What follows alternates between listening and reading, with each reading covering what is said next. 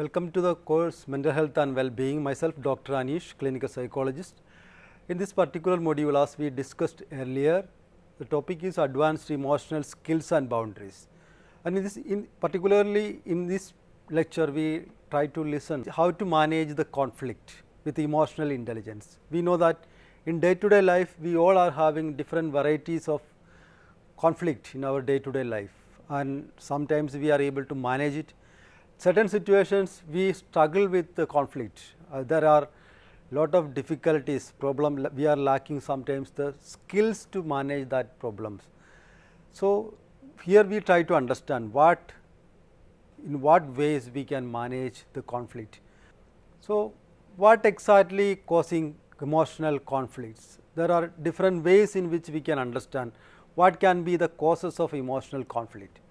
The first thing which we usually see in our day-to-day life, especially dealing with your colleagues or with your companions within your family, the major thing is that many of us having conflicts when there are differences in our values.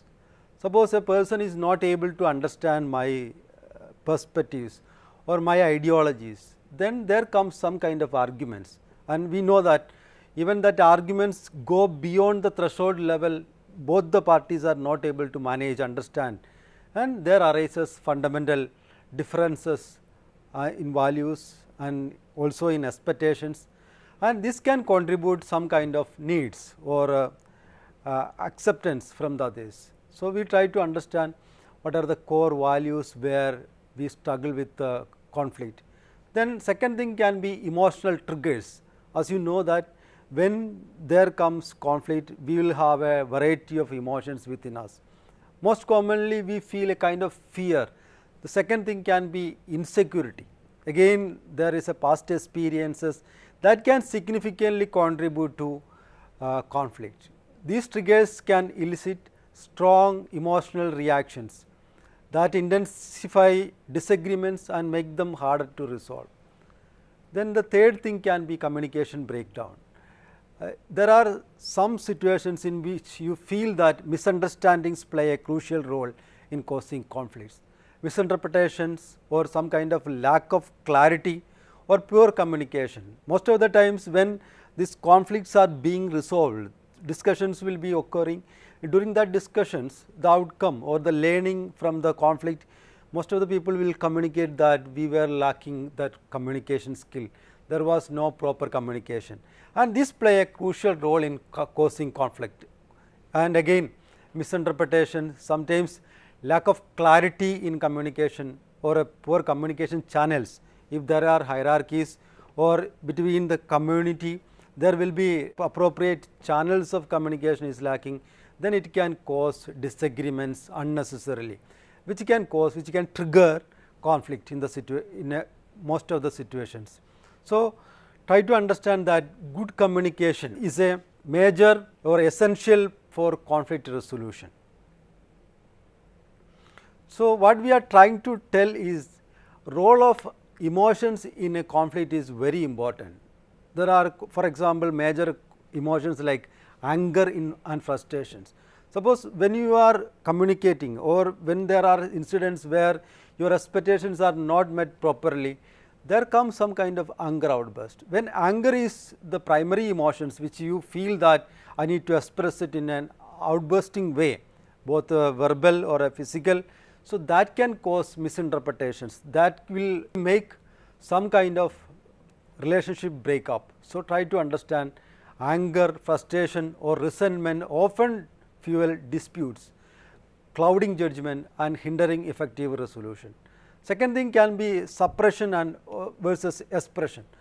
Emotional suppression can be as damaging as explosive of emotional expression. So, once you suppress all these emotions, there is a point in which threshold level you will not be able to hold further.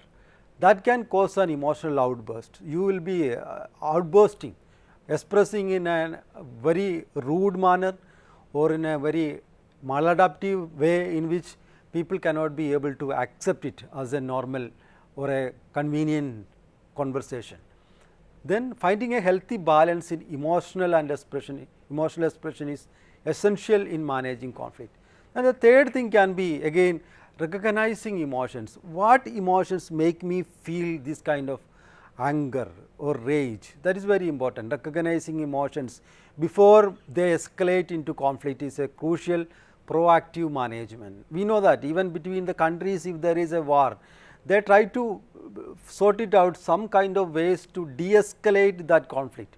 The same way, as a human being, I need to identify what are the primary emotions which is making me feel to contribute into conflict.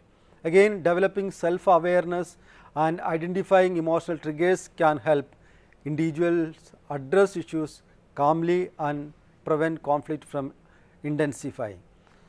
So, what I am trying to tell is early detection is very essential to manage the conflict. So, try to identify what exactly is the primary emotion which makes me secondary to conflict, that is very important. Most of the situations, the primary emotions which is hurting the individual, that is causing some kind of a conflict, or it can be expressed in a way the people will feel judgment as a judgment or an as an anger outburst. So, try to have that primary emotional awareness is very important. So, we are trying to understand what is emotional intelligence in conflict. Basically, three things are very important in emotional intelligence to understand the conflict, to manage the conflict in an appropriate way. First one can be the self-awareness. Recognizing personal emotional reactions is a key aspect of emotional intelligence. Understanding your own emotions, triggers and biases allows you to manage your responses more effectively and approach conflicts with greater objectivity and clarity. So, try to have a proper self-awareness. Then second thing can be the self-regulation. It involves managing emotional responses effectively, controlling your own impulses and adapting to changing circumstances. That is very important. We do not have any control over the environment. The circumstances will be different to situations. So, try to have a situational analysis. In this kind of situations, what should be my impulses, and do I have a proper control over my impulses? If I am not having a proper control over my words, over my behaviors, even that thought process, that can cause some kind of emotional irregulation. This skill enables you to remain calm under pressure, think rationally and respond thoughtfully rather than reacting impulsively.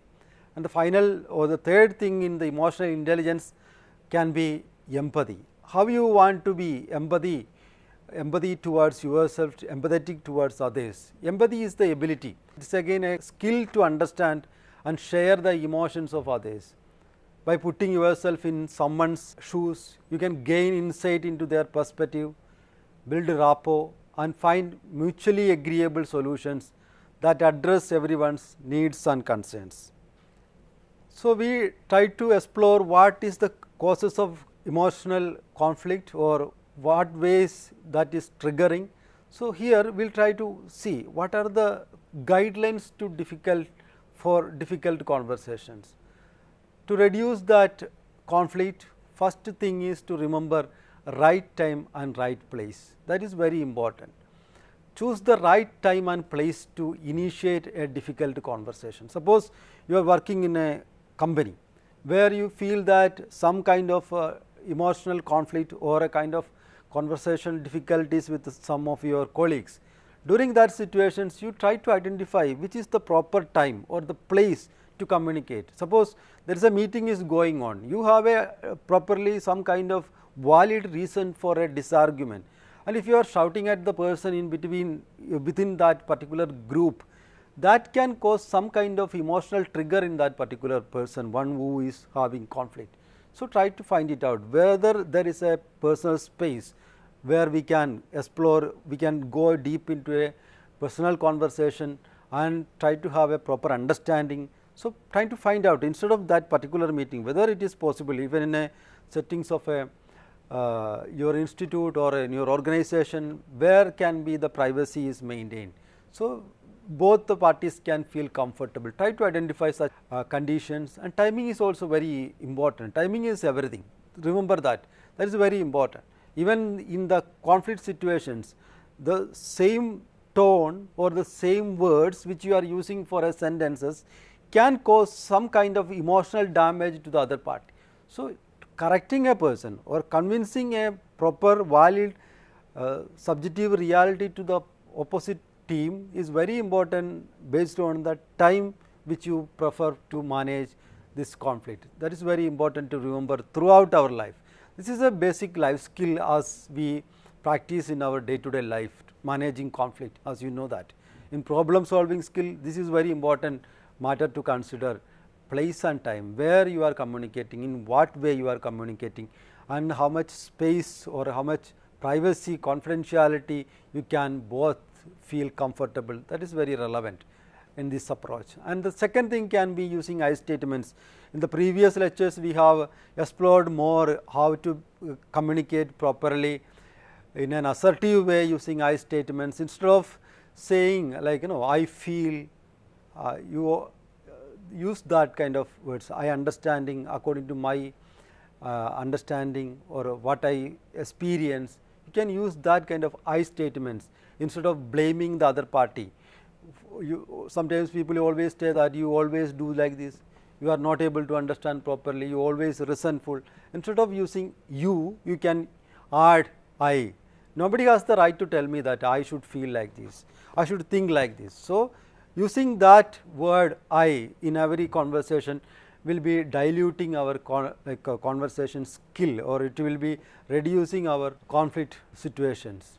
This encourage open communication and reduce defensiveness. Then third thing can be stay focused on the issue, not the person. That is very important. Some of the conditions where the conflict is escalated only because instead of the content you will be, instead of the issue you will be concentrating on the person. That is again a difficult thing which you daily need to manage in our day to day official communications or in the personal communication. Even between the family conflict, we used to see that instead of focusing on the issue, people will be focusing on the person. You are always like this, you did this thing last week, or that kind of personal blame is like it will escalate that conflicting situation. Address the specific problem on hand without resorting to personal attacks, generalizations or irrelevant complaints.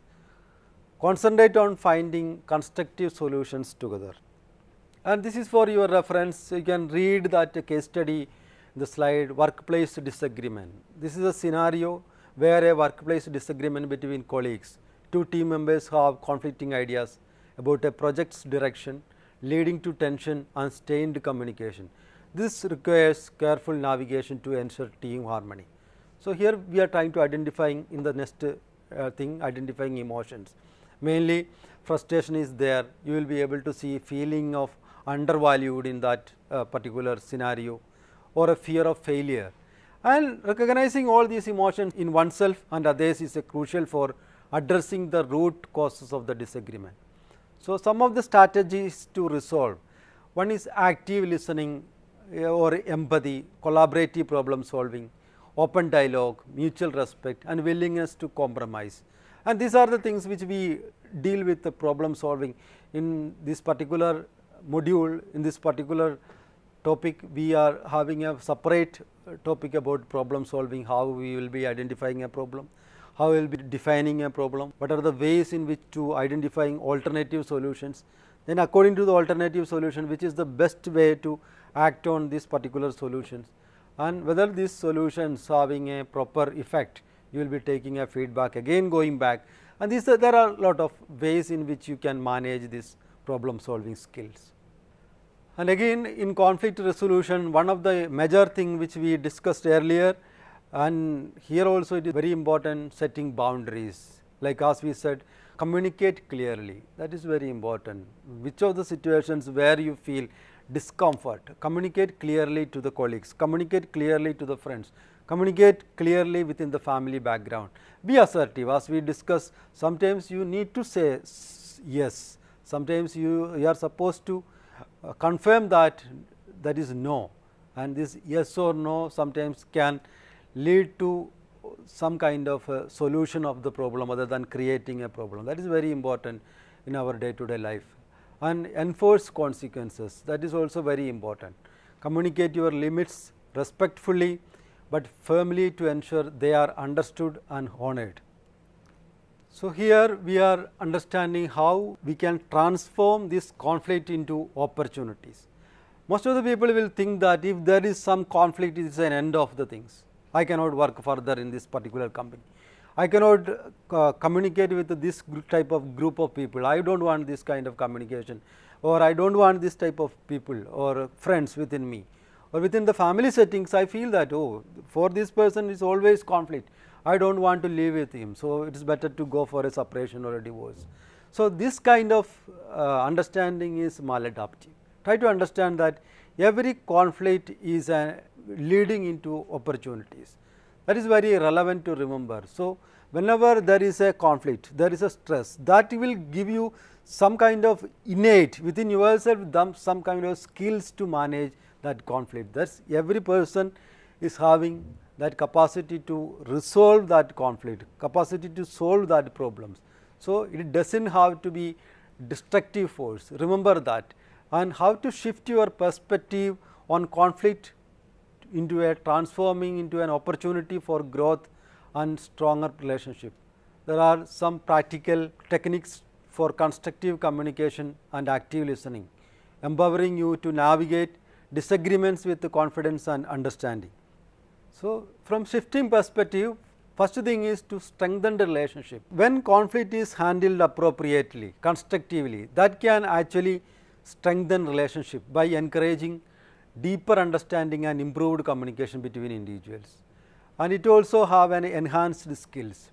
Managing disagreements provides opportunities to build problem solving and negotiation skills, essential for both personal and professional growth.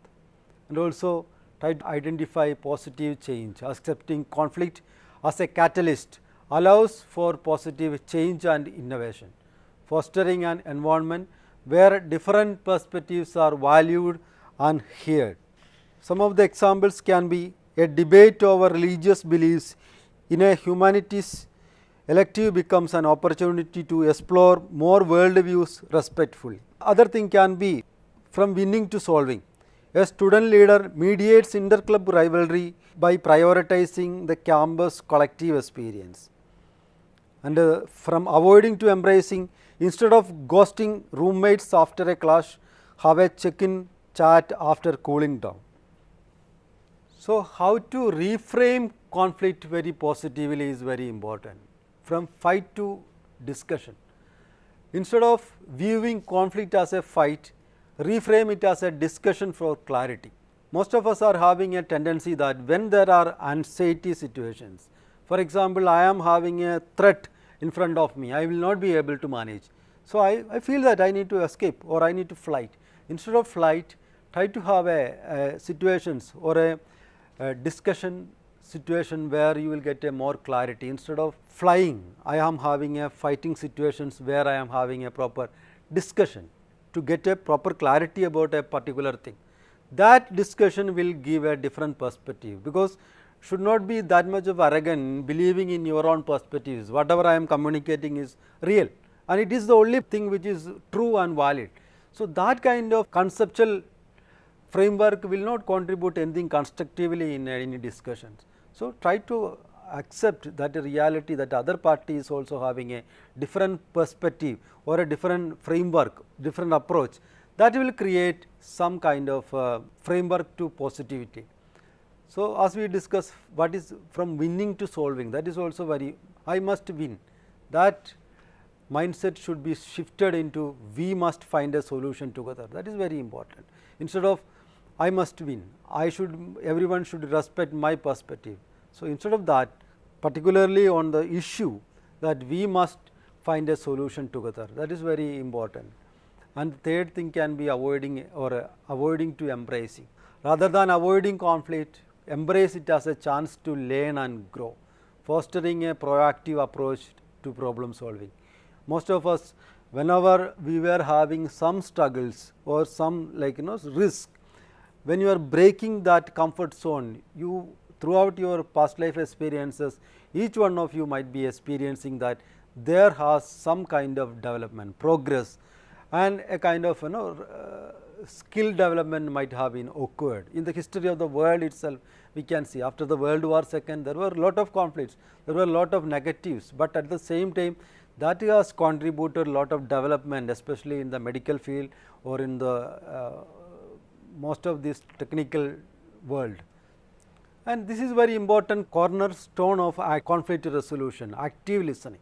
So, what is active listening? Three things are there in the active listening. First thing can be focus, second thing can be understanding, third thing can be respond. So, what is focus? Give the speaker your undivided attention, eliminate distractions and focus solely on what they are saying. We know that in communication both the things are very important, both the sense in the sense verbal and non-verbal communication.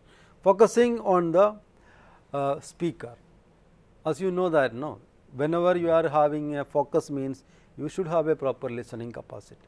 You should have a proper understanding about the non-verbal cues, what he is communicating. For example, if a person is communicating you with a modulation of voices, there is some kind of primary emotion within himself that he is trying to struggle. So, try to read behind the lines, that is very important. And how is his facial expression while he is communicating? What are the things which you can read from his facial expressions?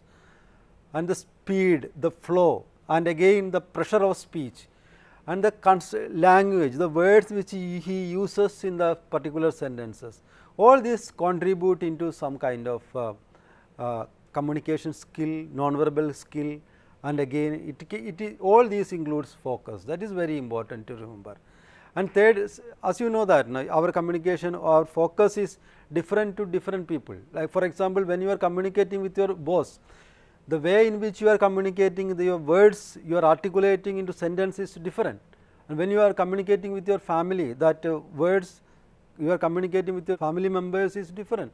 Even with your wife is different, with your children is different, with your parent is different, with your siblings is different. You know that what are the ways in which you need to communicate according to the situations.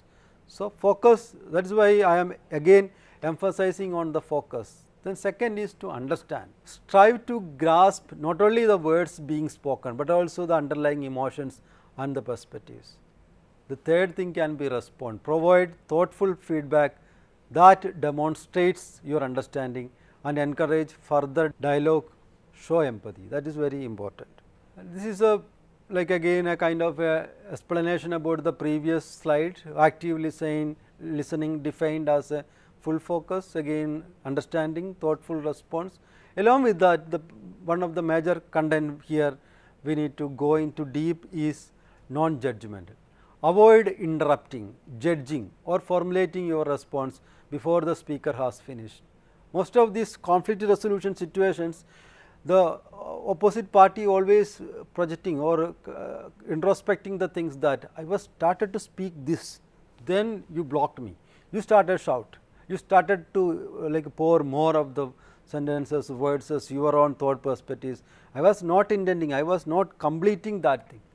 So, non-judgmental listening, non-judgmental interruption, that is very important. Avoid interrupting, judging or formulating your response before the speaker has finished. And these are the skills which we needed throughout our life, not only in a institutional setting, not only in our work environment, especially in family or in marital relationship or in relationship with your children, with your parents. This is very important to remember, and this will definitely resolve the conflict. So, again we will go deep into active listening techniques. What are the active listening techniques? As you know that when you are communicating with one person, the best thing is to have a proper eye contact. What exactly is mean by eye contact? Not looking at their inside of their eyeballs. Instead of that, you can concentrate on these face lines. Anywhere in the face line you can concentrate and you can communicate, paraphrase, reflect back what you have heard in your own words. So, what I heard you saying is, then to confirm understanding, then reflecting emotions, acknowledge the speaker feelings. It sounds like you are feeling, to demonstrate empathy, open ended questions, encourage further elaboration. Can you tell me more about that, to gain deeper insights? And each one of these things, especially paraphrasing or reflecting emotions, open ended questions, These things needs to be go into the detail understanding, which sometimes you need a professional training in this active listening techniques. Suppose if I am feeling that I do not have a proper active listening, so I need to practice daily and I need to get some kind of professional help. For that, even the counseling settings or a psychotherapist, they will definitely will guide you to learn these particular life skills of active listening, and it will definitely reduce the conflicting situations. It will encourage, it will definitely increase the relationship skills between you and your colleagues in a working environment. And what can cause or what are the benefits of active listening? First thing can be improved understanding. When you are having a proper active listening, people around you will deepen comprehension of others, perspectives and concerns. Then stronger relationship builds trust and rapport through genuine encouragement. Third thing can be effective solutions, facilitates collaborative problem solving and resolution. Conflict resolution in our working environment or in our day to day life is very important, as we discussed up to now. So, how you can master this conflict resolution? There are different ways in which your techniques to transform conflicts into opportunities for growth and stronger relationship. Effective ways to handle disagreements and improve relationships at work and home. So, first thing can be raised voices, recognizing early signs of escalation. Suppose a person increases volume often indicates heightened emotions and loss of control. This meaning that the person is getting outbursted, he is having an emotional suffering. So, that is coming through the raised voices. Second thing can be defensive body languages. For example, crossed arms, or a person is clenched fist or avoiding eye contact can signal discomfort or resistance. And third thing can be very important, emotional reactions, visible displays of anger, frustrations or sadness can indicate a brewing conflict. Fourth can be withdrawal, refusal to engage or shutting down communication channel may signal of disengagement. And this awareness is the first step toward effective conflict management.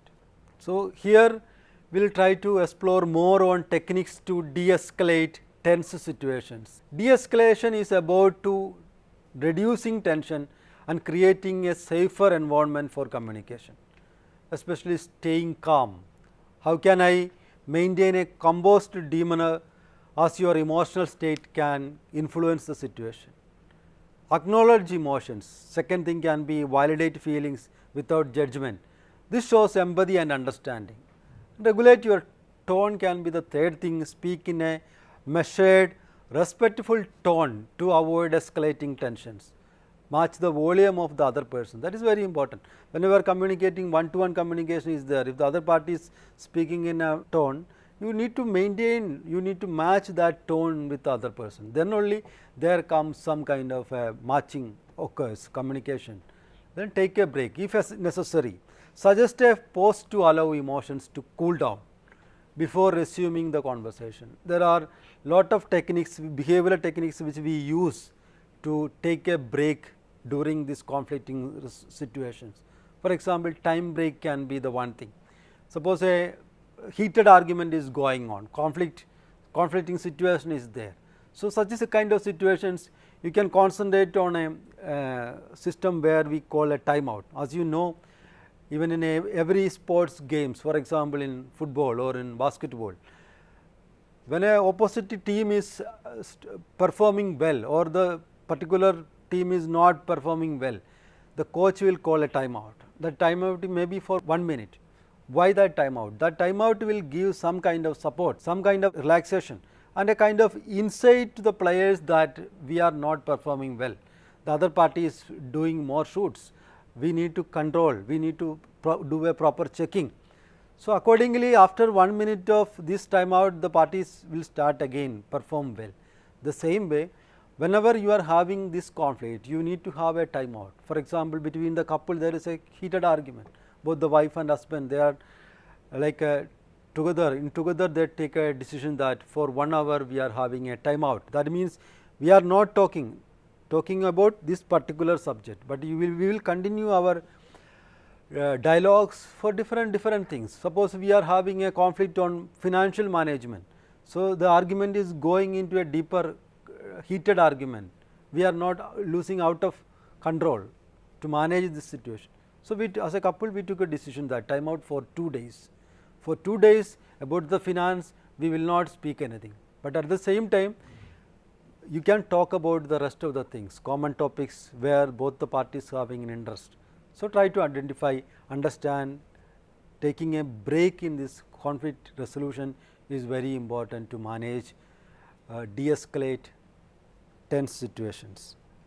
In collaborative conflict resolution, in collaborative problem solving focuses on finding mutually beneficial solutions, and there are steps which can help you to and other party work together to address the root issue and create a plan for moving forward. First thing is identify the root issue, dig deep into understand the underlying causes of the conflict, not just the symptoms. Then second thing can be brainstorm solutions, generate a wide range of possible solutions without criticism or evaluation. Third thing can be evaluate options, assess the pros and cons of each solution to find common ground and address everyone's needs. And the fourth can be agree on a plan, create a clear action plan with the specific steps, responsibilities and timeline. And these shorter steps can enlarge your collaborative conflict resolution. And one of the major skill which we usually train the students or the people who are having difficulties in conflict resolution is role plays, and this role plays an important role in practicing conflict resolution, and basically it offers a safe space to practice conflict resolution skills. By simulating real life scenarios, you can build confidence and improve your ability to handle challenging situations. In role plays, active listening is a very important thing, and again de-escalation and empathy and compromise. So, what we do in a role play scenario in our clinical setting, suppose both the parties, especially in marital relationship, couples are having a conflict on financial management, and daily they are having conflicting issues, they are having lot of arguments, and there is a point in which that arguments is go beyond their control and it is causing verbal abuse. Sometimes it may start or it may initiate some kind of physical outburst. So, in role plays we will try to make them feel understanding, active listening from both the parties. And suppose if a husband is having concerns on these particular areas, or his financial expectations are these things, or the wife may have a different expectations about the financial goals, and both these communications are made together. After that, the roles will be played vice versa. The wife may be playing a role of a husband and husband will be playing a role of a wife. So, again this particular topic will be getting into a point of discussion. They both will start to explain properly using appropriate words, sentences, and the other party may observe the active listening skill, how he is able to listen, how she is able to listen properly, how he is having the verbal skills to explain the matter in an appropriate way.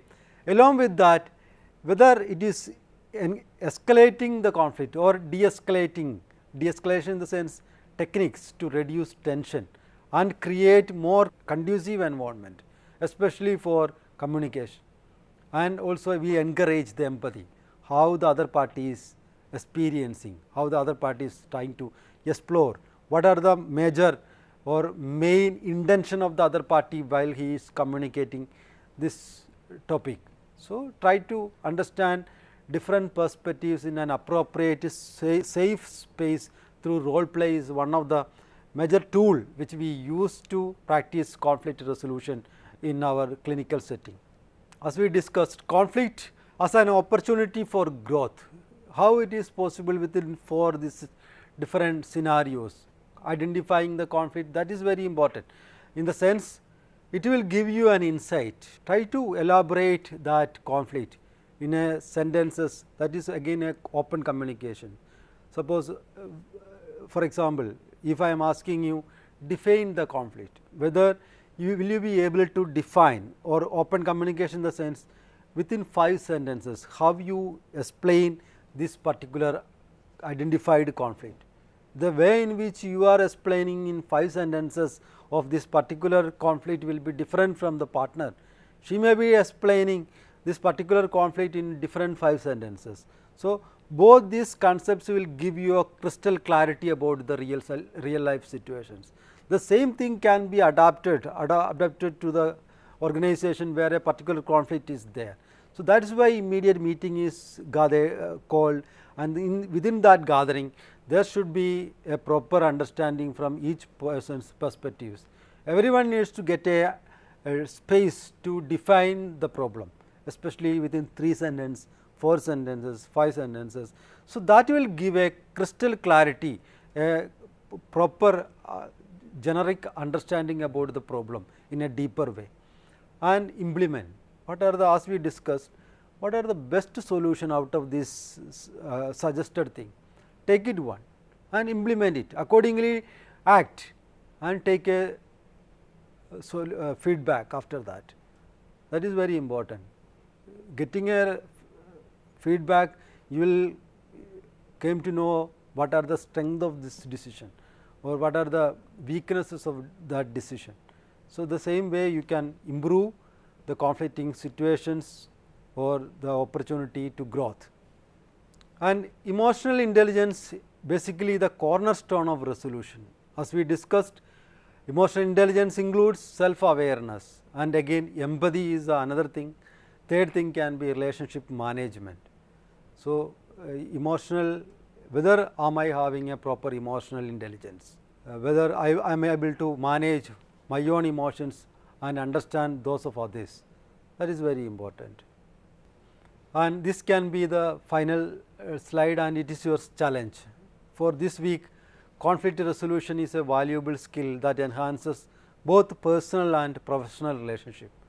By mastering active listening, de-escalation techniques and emotional intelligence, you can transform conflicts into opportunities for growth. And your assignment this week is to apply one de-escalation strategy in a real life situations. Anything.